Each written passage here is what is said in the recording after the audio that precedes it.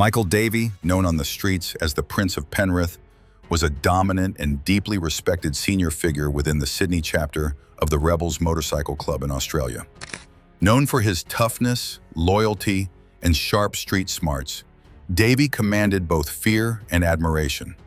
But on March 30th, 2016, his reign ended in bloodshed.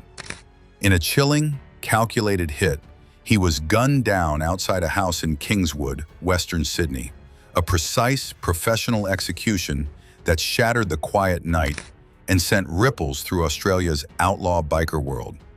When news broke, law enforcement first looked outward, suspecting rival motorcycle clubs like the Hells Angels or the Mongols. Given the rebels' long history of violent turf wars and retaliatory killings, it seemed plausible. But something didn't add up. The hit wasn't just clean, it was personal. The killer knew where Davey would be and how to get close. That kind of access suggested betrayal, and not just from someone in the club, but from someone close. Davey wasn't an average patch holder. He was a major player in the club's criminal network, with deep involvement in drug trafficking and extortion. His rise had been rapid, built on assertiveness, strategic alliances, and an unrelenting drive for control. But rising so fast in an environment built on secrecy, fear, and violence comes at a cost. He had enemies, not just outside the club, but inside the very organization he helped lead. The police launched Strike Force Glenorrhea to crack the case, but it was like hitting a wall. The rebels' code of silence was absolute. Loyalty was everything.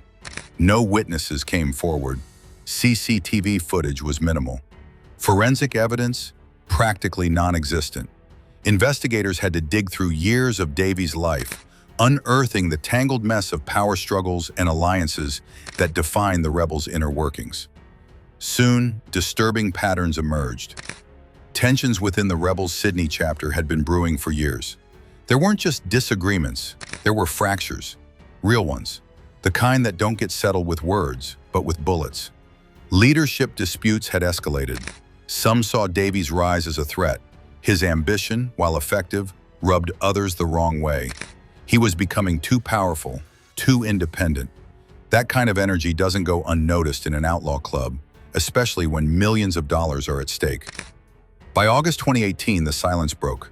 Two former senior Rebels members, Jason J. Playalember and David Stitch Rumble, were arrested.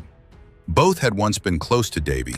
Authorities believed they were the masterminds behind the murder, driven by bitter disputes over leadership and control of the Rebel Sydney operations. The betrayal confirmed what investigators had suspected all along. This wasn't an outside hit, this was internal. An execution ordered from within, by men who once called Davey their brother. The fallout was massive. Playalember and Rumble were convicted for their roles in the murder, but the damage went far beyond a courtroom. The case ripped the mask off the rebels' carefully curated image of brotherhood and unity. Infighting spilled into the open. Power struggles intensified. Rival gangs smelled blood.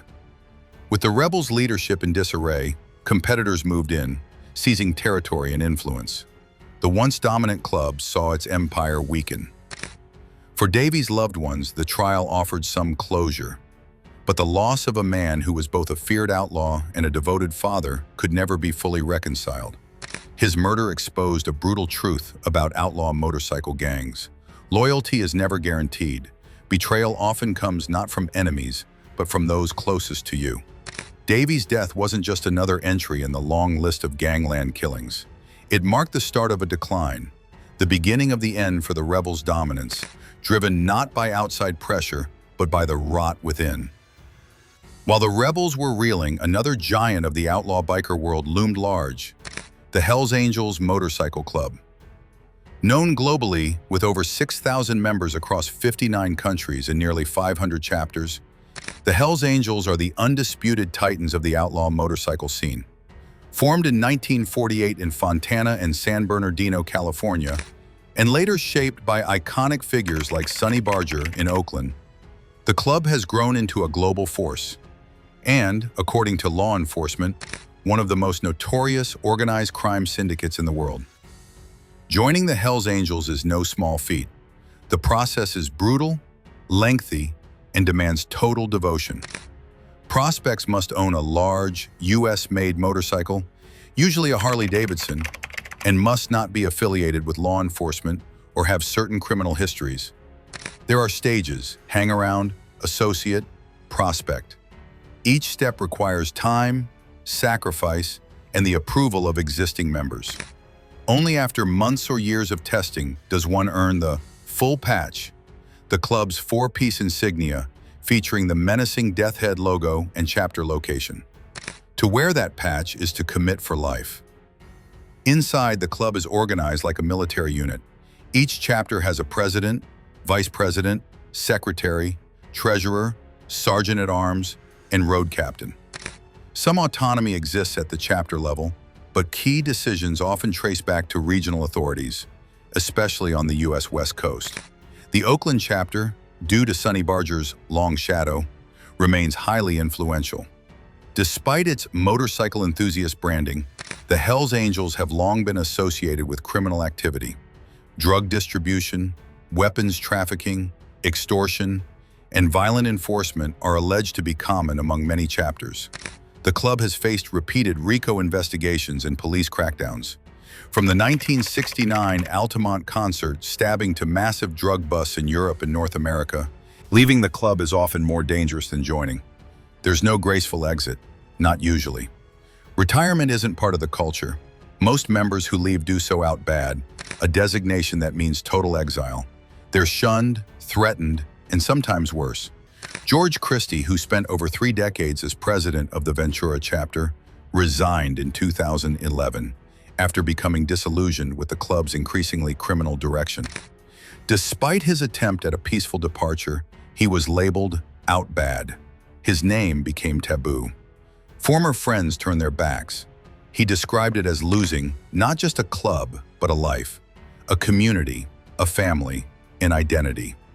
Then there's Jay Dobbins, an ATF agent who infiltrated the Hells Angels during Operation Black Biscuit between 2001 and 2003. His cover involved extreme measures, including staging a fake murder to gain trust. When his identity was exposed, retaliation followed.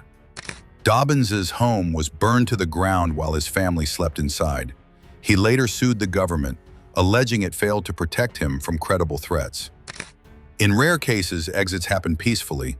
David LaBrava, known for his role as Happy on Sons of Anarchy, publicly stated in 2019 that he had left the Hells Angels voluntarily. He posted about it online, and no backlash followed, at least publicly. LaBrava's situation appears to be the exception that proves the rule. It's possible to leave, but only under very specific and often mysterious conditions. Across these stories, from Davey's downfall to Dobbins' infiltration, a common thread emerges: loyalty is everything, and betrayal is fatal. Whether it's the rebels or the Hells Angels, outlaw motorcycle clubs operate on a code where the greatest danger often lies within. Ambition, power, and paranoia form a volatile mix. Davey's murder wasn't a random act. It was the consequence of internal politics taken to their extreme. His death stripped away the illusion of brotherhood and revealed the raw truth. In these clubs, trust is a weapon, and once it's gone, there's no going back.